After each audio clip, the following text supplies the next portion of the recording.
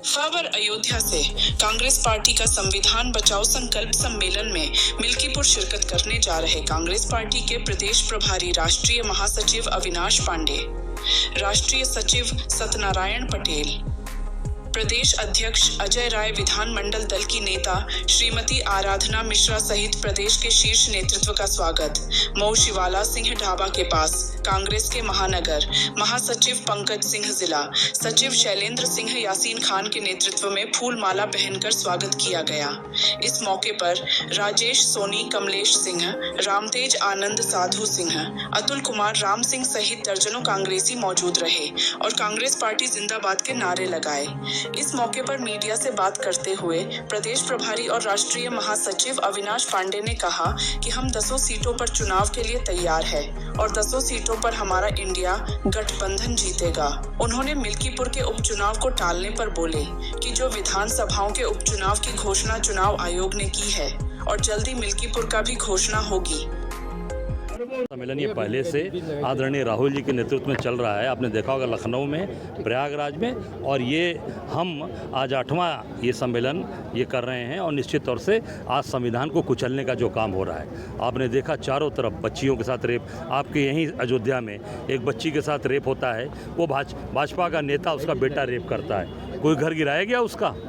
किसी का घर गिरा तो बताइए जो भाजपा के नेता हैं, कुछ नहीं, उसको बचाने का काम किया। आप लोगों के द्वारा चीज़ें आई, हम लोग के संज्ञान में, हम लोगों ने उसको पूरी तरीके से कल की बात है, झलकारी बाई अस्पताल में गेट बंद कर दिया गया। हमारे राष्ट्रीय महासचिव को नहीं जाने दे रहे थे, हमको नहीं जाने दे रहे थे। क्यों? उसके भाई पर दबाव कि बयान बदल दो, ये हुआ ही नहीं है। पर कांग्रेस के कार्यकर्ता खड़े रहे और चीज़ों को सामने ले आए। तो हम निश्चित तौर से अन्याय अत्याचार के खिलाफ खड़ी है कांग्रेस। मापदंड होता है जनता की आवाज़ का, और आपने खुद देखा कि अगर राहुल गांधी जी ने पूरे देश की सोच में एक नई करवट, एक नई सोच, एक नई दिशा अगर शुरू की है तो सिर्फ भाषणों से नहीं की। 10,700 किलोमीटर से भी ज़्यादा की पदयात्रा और न्याय यात्रा और कांग्रेस के प्रति लोगों का समर्पण, लोगों का विश्वास। आप मानकर चलिए कि उत्तर प्रदेश की अगर मैं बात करूं तो उत्तर प्रदेश में कांग्रेस की जड़ें गांव-गांव तक फैली हुई हैं और बहुत मजबूत हैं। आवश्यकता है कि उन्हें निकालकर आपने यहाँ पर प्रदर्शन देखा।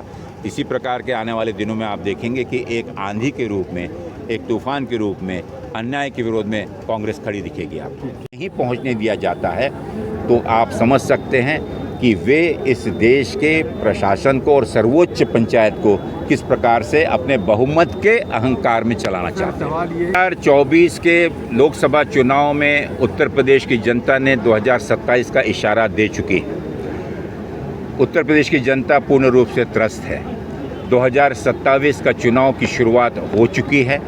जिस प्रकार से इन 10 विधानसभा क्षेत्रों में हमने ये आयोजन किया है, आने वाले दिनों में उत्तर प्रदेश कांग्रेस कमेटी के नेतृत्व में 403 विधानसभाओं में ही नहीं, लेकिन प्रदेश के 824 से भी ज़्यादा ब्लॉक स्तरीय सम्मेलन हम करने जा रहे हैं। हमारा उद्देश्य होगा कि यहाँ की समस्याओं को लेकर जन सामान्य के साथ जहाँ जहाँ अपराध या उनके ऊपर में दमन हो रहा है, जो अन्याय हो रहा है, उस आवाज़ के विरोध में हम अपनी आवाज़ को बुलंद करें।